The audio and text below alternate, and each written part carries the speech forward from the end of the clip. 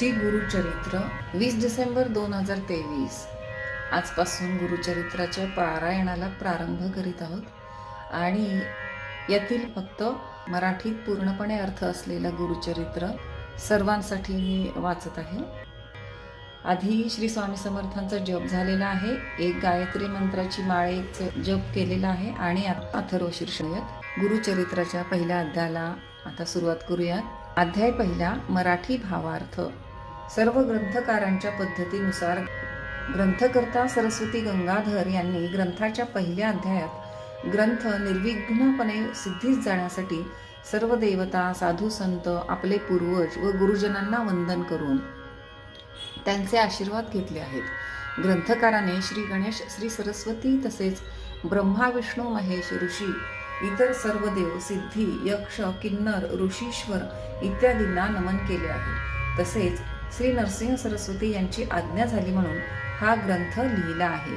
गाणगापूर निवासी श्री नरसिंह सरस्वती या दत्तावताराची कृपा व्हावी म्हणून त्यांचा नामधारक असा एक साधक अत्यंत तळमळीने व निर्धाराने घराबाहेर पडला. प्रवासात त्याने व्याकुळ अंतकरणाने गुरुची करुणा भाकली. परमेश्वर व गुरु एक मानून त्यांची स्तुती केली. त्यांना दर्शन देण्याची विनवणी केली. नामधारकाने अशी विनवणी केली तेव्हा कृपावंत गुरुनाथ वेगाने तिथे प्रकट झाले.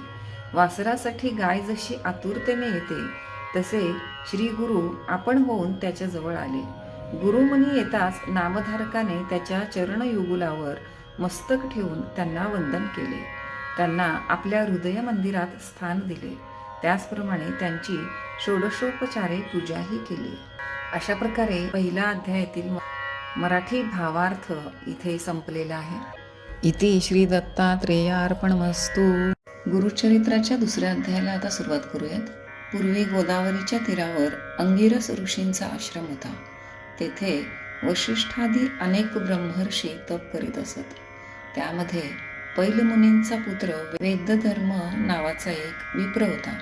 त्याला अनेक शिष्य होते. त्यापैकी दीपक नावाचा एक शिष्य होता. तो शिष्य मोठा गुरुभक्त होता.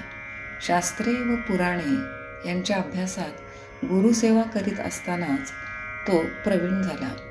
एके दिवशी वेदधर्माने आपल्या सर्व शिष्यांना एकत्र बोलावले आणि म्हणाला, शिष्यांनो, माझे एक पूर्वजन्मी केलेले कर्म आहे. मी सहस्रावधी जन्मात महापाप केलेले आहे. अनुष्ठान केल्याने त्यातील पुष्कळसे पाप धुवून गेले आहे. परंतु त्यापैकी काही अजून उरले आहे. ते माझे मलाच भोगायला लागणार आहे. त्याशिवाय ते संपणार नाही. मी जर तपसामर्थ्याने त्या पापाची उपेक्षा केली तर ते माझ्या मोक्षाच्या आड येते. तेव्हा ते मी देहाने भोगल्याशिवाय त्याचा निराश होणार नाही. त्या पापाची निष्कृती होण्यासाठी मी वाराणसीला जाणार आहे. तेथे गेल्यास पापाचे शीघ्र क्षालन होईल असे शास्त्रात सांगितले आहे. त्यावेळी माझा सांभाळ करायला व शुश्रूषा करायला तुम्हापैकी कोण तयार आहे? त्याने ही जबाबदारी स्वीकारावी. त्या शिष्यातून दीपक लगेच पुढे आला आणि गुरूंना म्हणाला, स्वामी, आपण मला आज्ञा करावी. मी आपली कशी सेवा करावी ते मला निसंकोचपणे सांगावे. काया वाचा मने मी आपली मनापासून सेवा करून आपणाला या व्याधीतून मुक्त होण्यास मदत करू इच्छितो. मी स्वतः आपले भोग स्वीकारायला तयार आहे. तरी कृपया आपली सेवा करण्याची संधी द्यावी.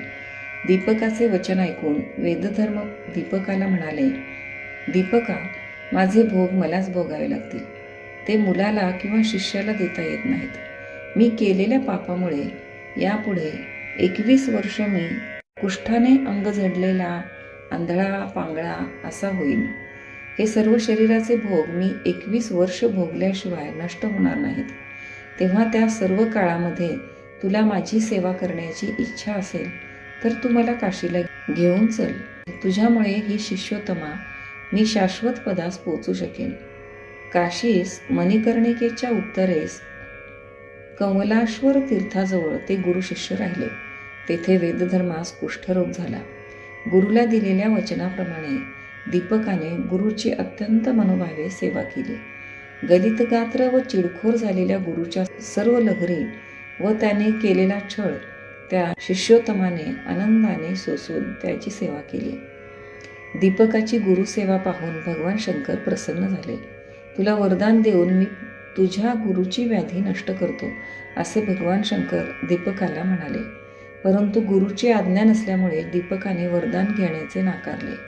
भगवान शंकरांना त्याची गुरुभक्ती पाहून नवल वाटले. त्यांनी श्री विष्णूंना दीपकाच्या गुरुभक्तीची सर्व कथा सांगितली. त्याची गुरुभक्ती पाहून साक्षात विष्णू समाधान पावले. दीपकासमोर प्रकट होऊन त्यांनी दीपकाला वर मागण्यास सांगितले. दीपकांना अधिक गुरुभक्ती करण्याचे सामर्थ्य व ज्ञान द्यावे, म्हणजे मला गुरुची सेवा अधिक चांगली करता येईल, असा वर मागितला. श्री विष्णू दीपकाला तसा वर देऊन अंतर्धान पावले. नंतर दीपक गुरुजवळ गेला. तेव्हा गुरूंनी त्याला विचारले, भगवान विष्णूंनी तुला काय वरदान दिले ते मला सांगावे. दीपकाने घडलेला सर्व वृत्तांत आणि त्याला मिळालेल्या वरदानाची सर्व हकीकत सांगितली. वेदधर्म आपला शिष्य दीपकाची गुरुनिष्ठा पाहून संतुष्ट झाले व त्यांनी दीपकाला तू दीर्घायुष्य होऊन तुला वाचासिद्धी प्राप्त होईल व यापुढे तू काशीपूरला निवास करशील, असा आशीर्वाद दिला. याप्रमाणे वेदधर्म शिष्याला प्रसन्न झाला व त्याच क्षणी त्याचा देह व्याधीमुक्त झाला.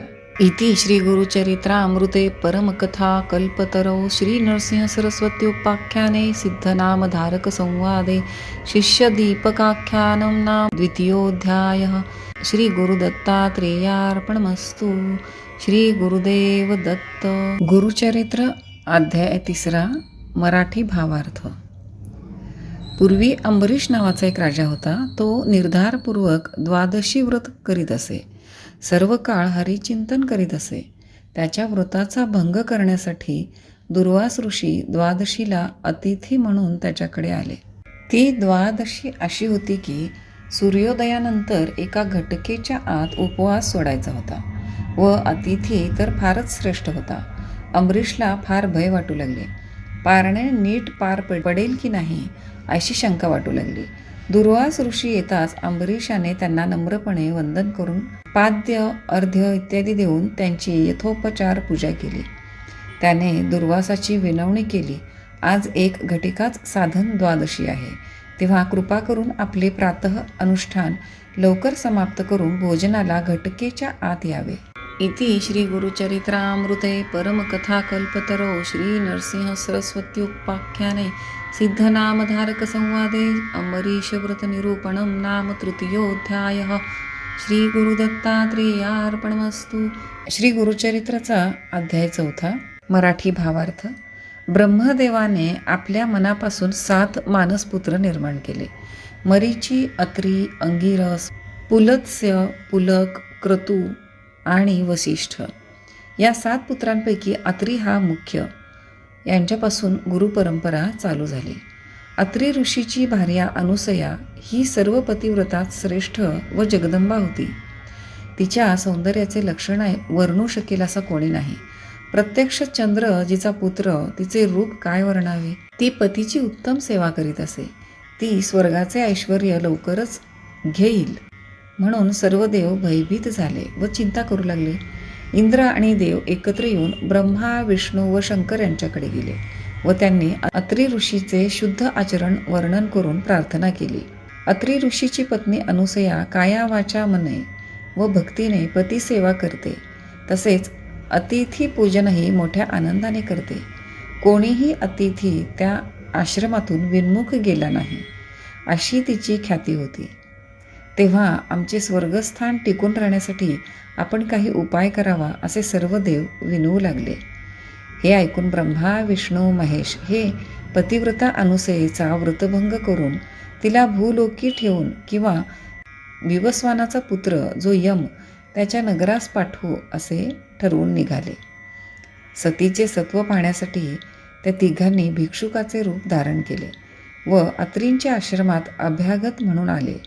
अत्री त्यावेळी अनुष्ठानासाठी गेले होते.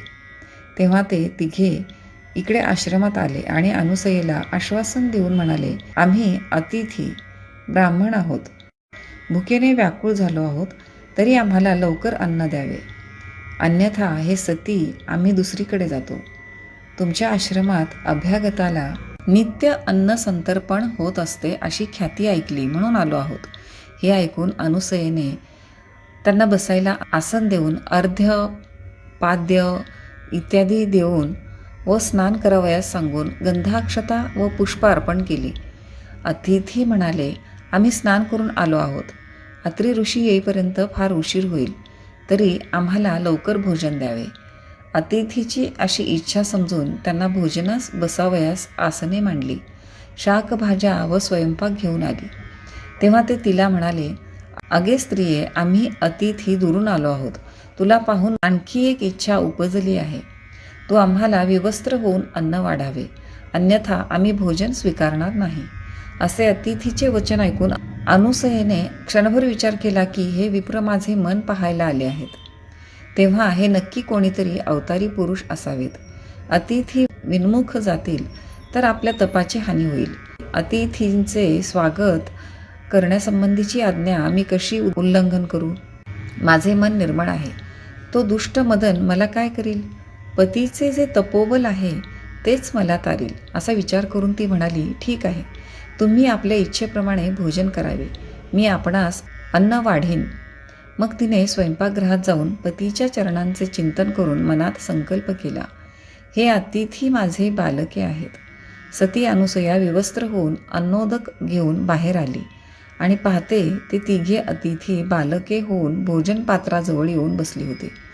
ती बालके पाहून अनुसया चकित झाली.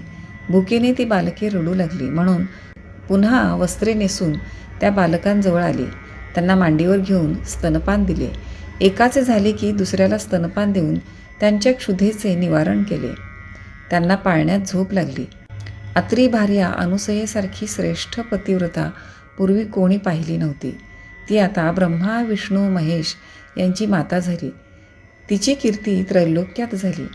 दुपारी अत्री ऋषी प्रसन्न मनाने आश्रमात आले. हीच खरी अतिथी येण्याची वेळ असते. त्याने आश्रमात येऊन पाहिले, तो अनुसया गायन करीत आहे व पाळण्यात 3 बालके आहेत. अनुसयेने झालेला वृत्तांत अत्री ऋषींना सांगितला.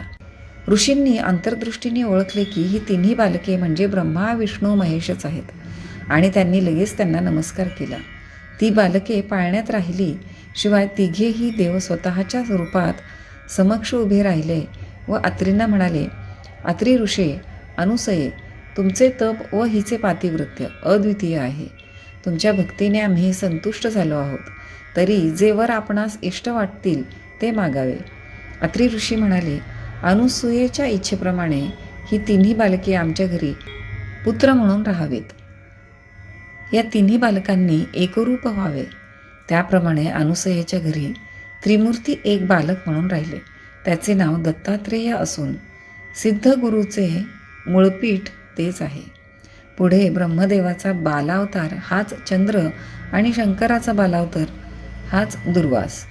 या दोघांनी अनुसयेजवळ आज्ञा मागितली. मी गगनात राहून नित्य तुझे दर्शन घेईन, असे चंद्र म्हणाला व मी तपश्चर्या करण्यासाठी व तीर्थयात्रेसाठी जातो, असे दुर्वास म्हणाला. विष्णू मात्र दत्तरूपाने अत्रीजवळ राहिला. इति श्री गुरुचरित्रामृते परमकथा कल्पतरो श्री नरसिंह सरस्वत्युपाख्याने सिद्धनामधारक संवादे त्रैमूर्ती अवतार कथनम नाम चतुर्थोऽध्यायः. श्री गुरुदेव दत्तात्रयार्पणमस्तु. श्री गुरुदेव दत्त. श्री गुरुचरित्राचा अध्याय 5वा. मराठी भावार्थ.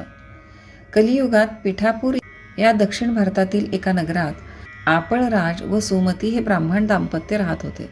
त्यांना पुष्कळ मुले झाली, पण त्यातील 2च जगली. त्यातला एक आंधळा व दुसरा पांगळा. आपल्याला कुळाचा उद्धार करणारा सद्गुणी मुलगा असावा ही त्या दाम्पत्याची फार इच्छा होती. एकदा त्या ब्राह्मणाकडे पितृश्राद्ध होते. भोजन तयार होते. ब्राह्मण अजून जेवायचे होते. तेवढ्यात भिक्षुकाच्या वेशात दत्त तिथे भिक्षा मागायला आले. तेव्हा सुमतीने त्यांना भिक्षा घातली व नमस्कार केला. दत्ताने त्यावेळी सुमतीला माते जननी असे म्हटले व इष्टकामना पूर्ण होतील तेव्हा काय पाहिजे ते माग असे सांगितले. सुमती म्हणाली, तुम्हीच पुत्ररूपाने माझ्या पोटी जन्म घ्या व आमचे दैन्य दूर करा. तथास्तु असा आशीर्वाद देऊन दत्त म्हणाले, जो पुत्र तुम्हाला होईल त्याच्या मनासारखे सर्व होऊ द्या. त्याच्यावर तुमचे सांगणे लादल्यास तो निघून जाईल. नंतर भिक्षुक तिथेच अदृश्य झाला. सुमतीने घडलेला सर्व प्रसंग आपल्या पतीला सांगितला. ब्राह्मण भोजनाआधी भिक्षुकाला अन्नदान दिले म्हणून पतीची क्षमा मागितली. तिचे बोलणे ऐकून ब्राह्मणाच्या मनात संतोष झाला. तो म्हणाला, पतिव्रते, हे तू चांगले केलेस. त्यामुळे माझे पितर तृप्त झाले. पितरांसाठी म्हणून आम्ही कर्म करावे व ते विष्णूला अर्पण करावे. तो त्याने साक्षात आमच्या घरी येऊन भिक्षा स्वीकारावी याचे नवल वाटले. पुढे कालांतराने सुमतीला पुत्र झाला. त्याचे नाव श्रीपाद ठेवले, कारण तो त्रिमूर्ती दत्ताने भक्तजनांचा उद्धार करण्यासाठी स्वतःच घेतलेला अवतार होता. पुढे त्या ब्राह्मणाने 7व्या वर्षी त्या मुलाची मुंज केली. श्रीपाद पुढे वेदपठण शिकला. मीमांसा, तर्क इत्यादी शास्त्रांचे तो सविस्तर विवरण करू लागला. आचारधर्म, व्यावहारिक धर्म, प्रायश्चित्ताचे प्रकार हे तो सर्वांना सांगू लागला. ते ऐकून नगरातील सर्व लोक नवल करीत असत व हा पुढे मोठा कर्तृत्ववान अवतार होईल असे म्हणत. वेदांतातील भाष्याचा अर्थ तो ब्राह्मणांना सांगत असे. श्रीपाद 16 वर्षाचा झाला तेव्हा त्याचे आईवडील त्याचा विवाह करण्याचा विचार करू लागले. तेव्हा श्रीपाद म्हणाला, तुम्ही माझा विवाह करण्याचा बेत करता, पण मी माझा विचार करून ठेवला आहे. वैराग्य हीच माझी पत्नी, तिच्याशीच विवाह करण्याची माझी इच्छा आहे. ती वैराग्य स्त्री आणलीत तर मी विवाह करीन. मी तापसी आहे, ब्रह्मचारी आहे, योगश्री वाचून अन्य स्त्रिया मला नकोत. हे माझे बोलणे निर्धाराचे आहे असे समजा. माझे नावच श्री वल्लभ आहे.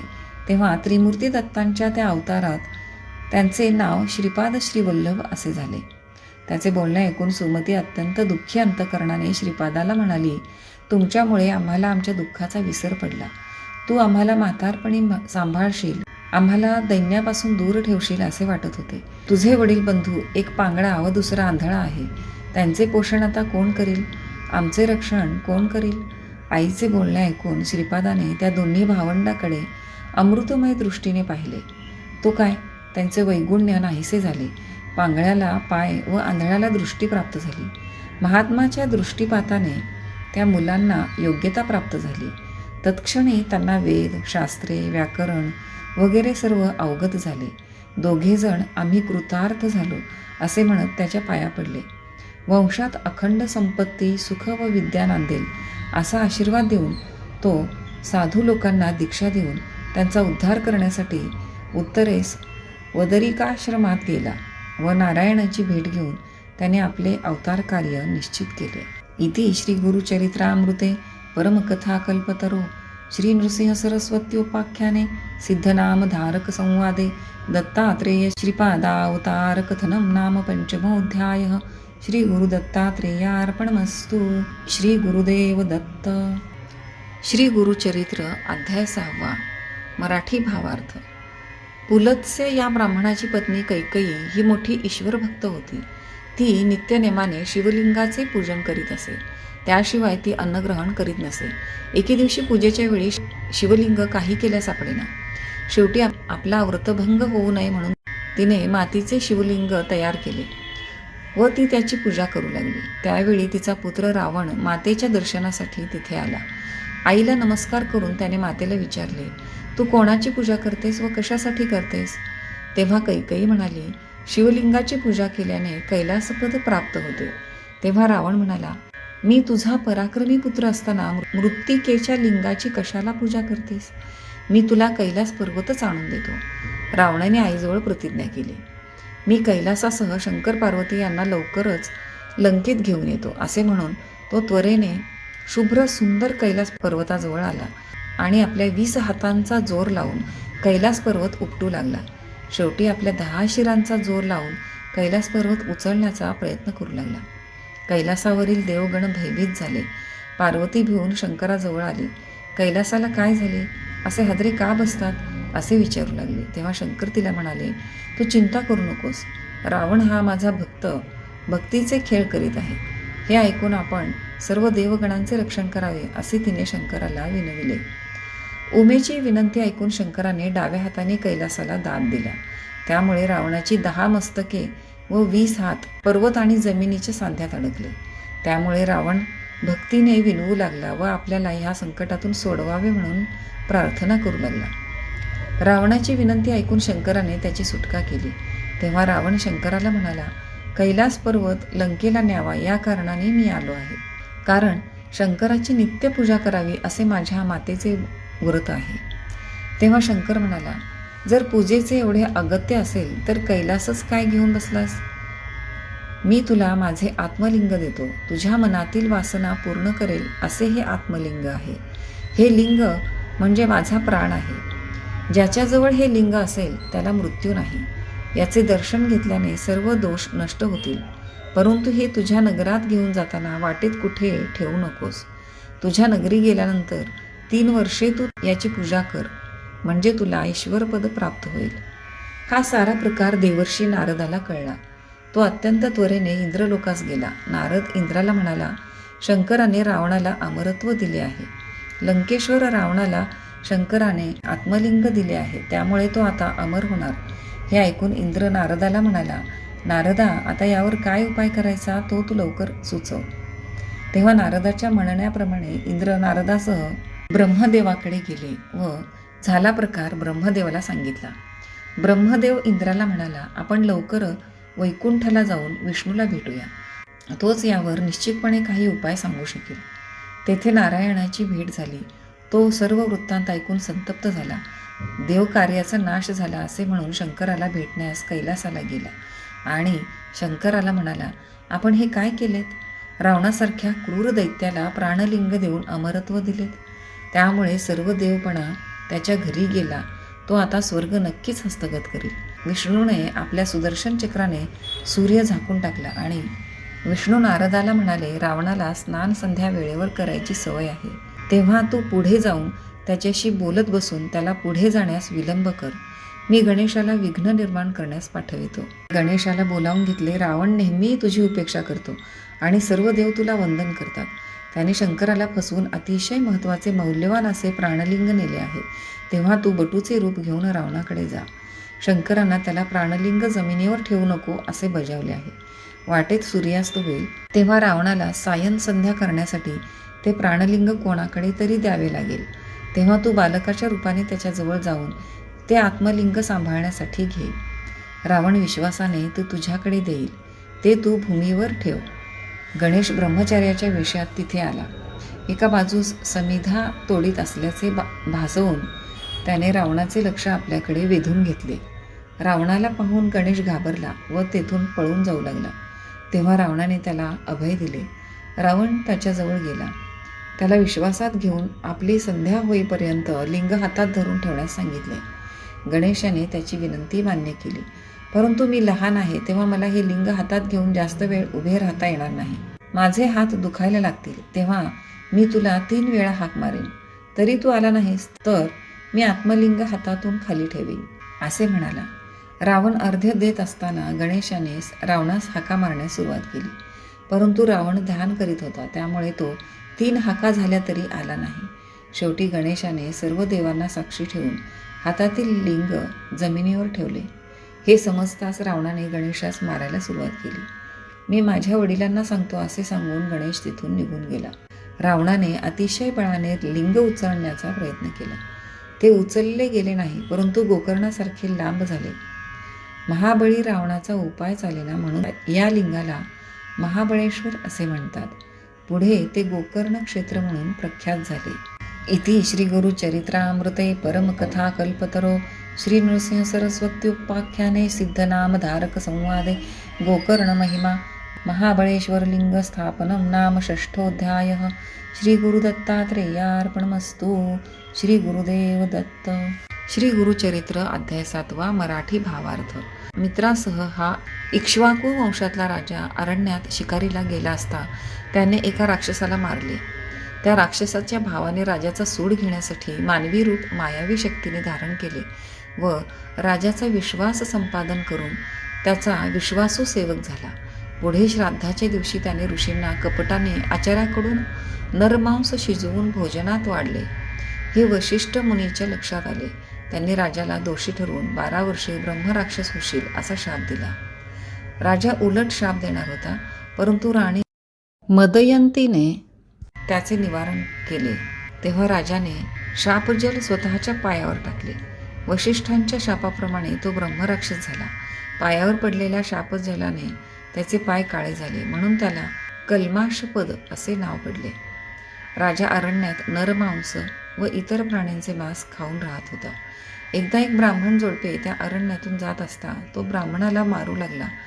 तेव्हा त्याच्या पत्नीने कळकळीने आपल्या पतीला न मारण्याची राजाला ब्रह्मराक्षसाला विनंती केली, परंतु त्याने ऐकले नाही व ब्राह्मणाला मारून खाल्ले.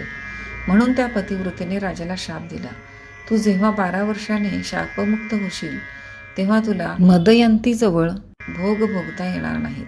तसे करशील तर तू मरण पावशील. असे म्हणून तिने पतीच्या अस्थींसह स्वतःला जाळून घेतले. कालांतराने राजा शापमुक्त झाल्यावर त्याने झालेला सर्व प्रकार मदयंतीला सांगितला. आपले ब्रह्महत्येचे पातक धुवून काढण्यासाठी त्याने मंत्र्याच्या व पुरोहितांच्या सांगण्याप्रमाणे अनेक तीर्थयात्रा व्रतवैकल्ये केली, दाने दिली, पण त्याचा काही उपयोग झाला नाही.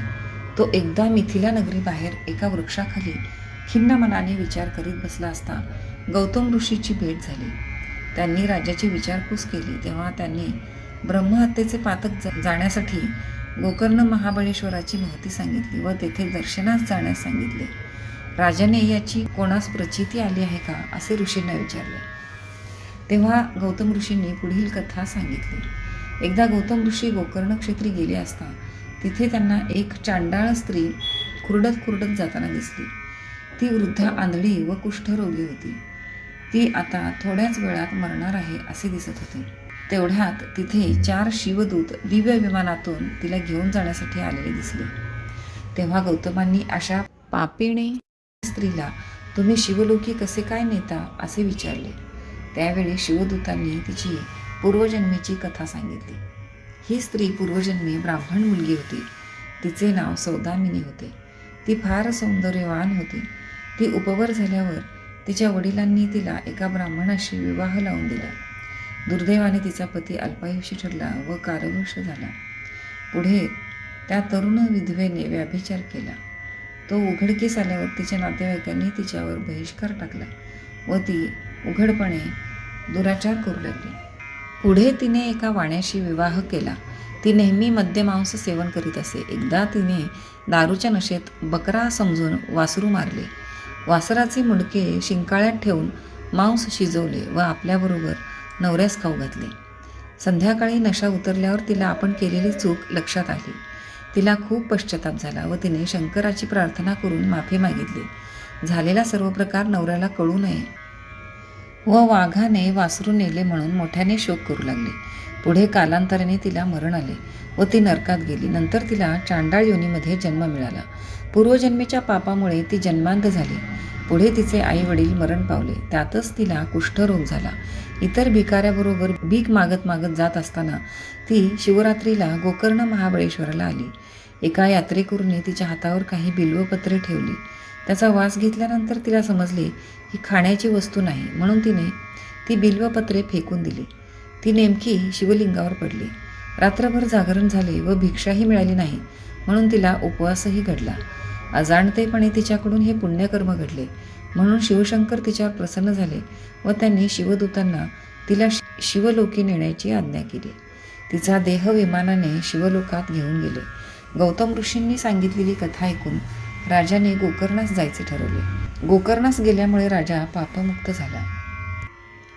इति श्री गुरुचरित्रामृते परमकथा कल्पतरो श्री नरसिंह सरस्वत्युपाख्याने सिद्धनामधारक संवादे गोकर्ण महिमानवर्णनं नाम सप्तमोऽध्यायः. श्री गुरुदत्तात्रेयार्पणमस्तु. श्री गुरुदेव दत्त. श्री गुरुचरित्र अध्याय 8 मराठी भावार्थ. कुरवपुरात एक वेदशास्त्र संपन्न ब्राह्मण राहत होता. त्याची पत्नी अंबिका ही अत्यंत सुशील व पतिसेवेत तत्पर होती, परंतु तिचे पूर्वकर्म असे होते की तिचे पुत्र जन्मतःच मरण पावत असत. तिने अनेक व्रतवैकल्ये केली, त्यामुळे पुढे दैवयोगाने एक पुत्र झाला, परंतु मंदबुद्धीचा होता. सर्व उपाय करून झाले, पण काही सुधारणा झाली नाही. पुढे पित्याने त्याची मुंज केली व त्याला विद्याभ्यास शिकविण्याचा प्रयत्न केला, परंतु त्याला काहीच आकलन होत नव्हते. ब्राह्मणाला त्याची खूप चिंता वाटू लागली आणि हळूहळू त्याच्या मनामध्ये मुलाबद्दल द्वेष निर्माण होऊ लागला. त्यामुळे अंबिकेला खूप वाईट वाटे. तिने आपल्या पतीला समजावले व मनाला आवर घालण्यास सांगितले. परमेश्वरी इच्छेपुढे कुणाचे काही चालत नाही, पण आपण आपल्या परीने प्रयत्न करायचा. पुढे त्या ब्राह्मणाचे देहावसान झाले. त्यामुळे अंबिका आणखीनच दुःखी झाली. दारिद्र्य दुःखापोटी भीक मागून पोट भरण्याची वेळ आली. आजूबाजूचे लोक उघडपणे मुलाची निंदा करू लागले.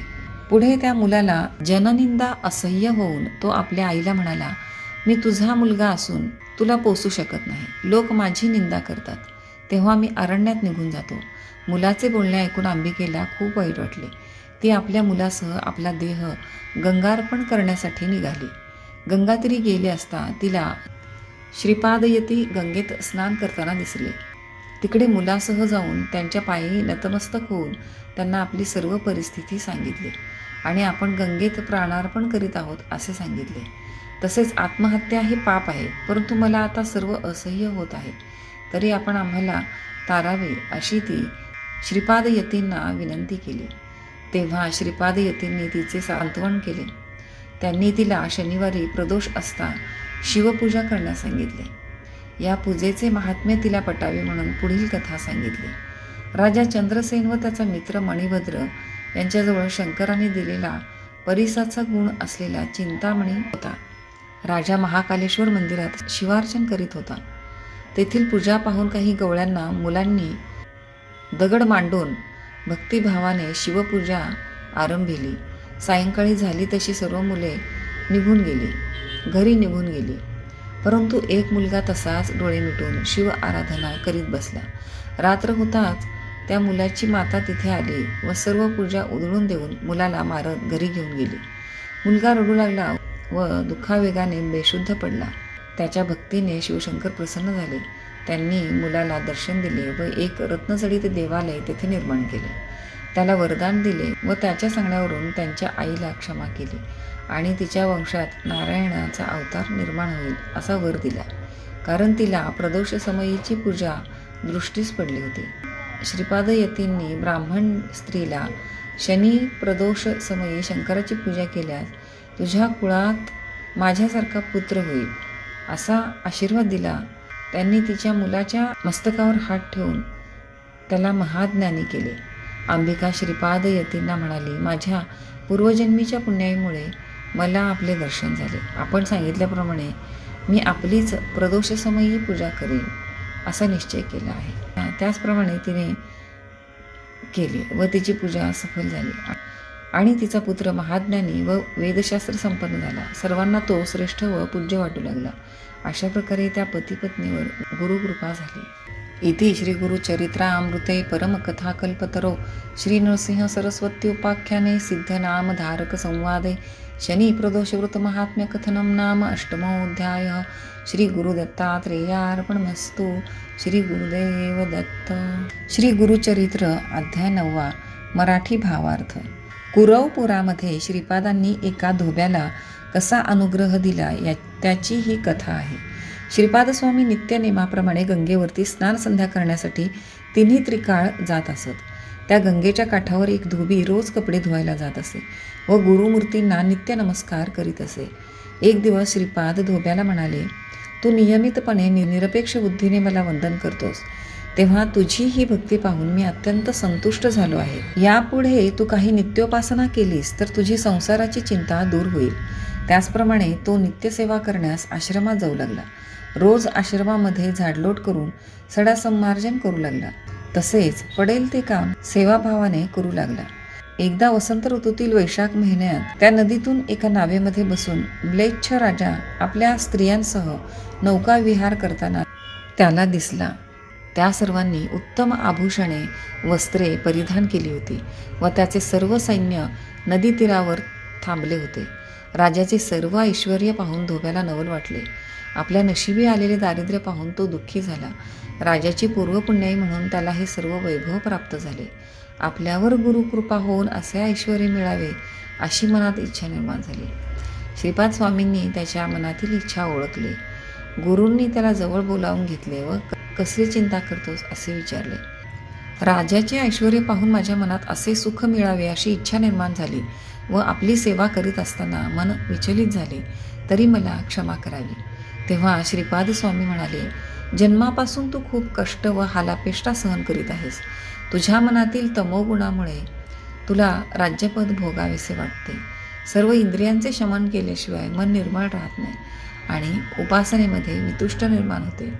तेव्हा तुला राजभोग मिळावा असा मी तुला आशीर्वाद देतो. स्वामींची वचन ऐकून धोबी हात जोडून स्वामींना म्हणाला, हे कृपासागरा, मी राजभोग घेताना तुमच्या चरणांना अंतरेन, तेव्हा आपले दर्शन पुन्हा मला केव्हा प्राप्त होईल ते कृपया मला सांगावे. तेव्हा गुरु त्याला म्हणाले, वैदूर नगरात माझे काही कारणाने येणे होईल. पुढील जन्मी तुला अंतकाल येईल, तेव्हा मी नृसिंह सरस्वती अवतारात तुला दर्शन देईल. श्री गुरु कुरवपुरात राहून नंतर अदृश्य झाले, कारण त्यांना पुन्हा अवतार घ्यायचा होता.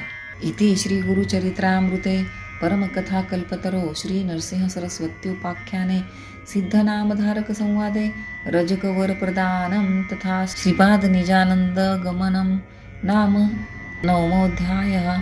श्री गुरुदत्तात्रेयार्पणमस्तु. श्री गुरुदेव